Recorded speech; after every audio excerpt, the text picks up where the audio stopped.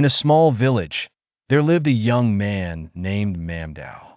The village was quiet and isolated, and at its edge lay a large, eerie cemetery.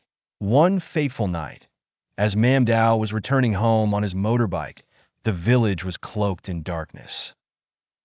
The streets were deserted, as the villagers had a habit of retiring to their homes right after sunset.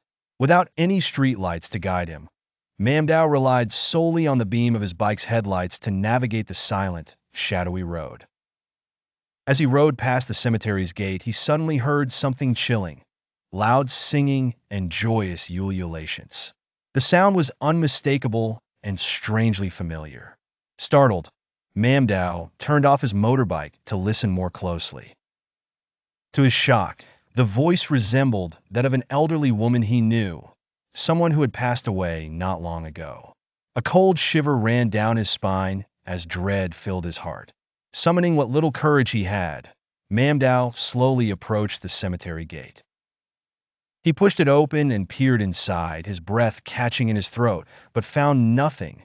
No signs of life, no movement. Everything was eerily silent. Reassuring himself that his imagination was playing tricks on him, he recited a prayer and shut the gate.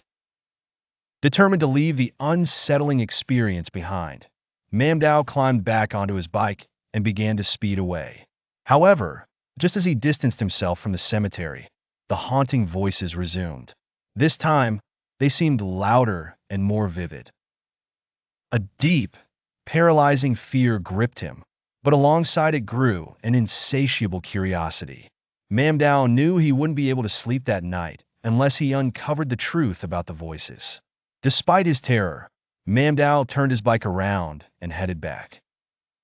He reopened the gate, stepping cautiously inside while the mysterious singing and ululations echoed around him. As he strained his ears to make sense of the sounds, a blood-curdling scream suddenly pierced the silence, freezing him in place.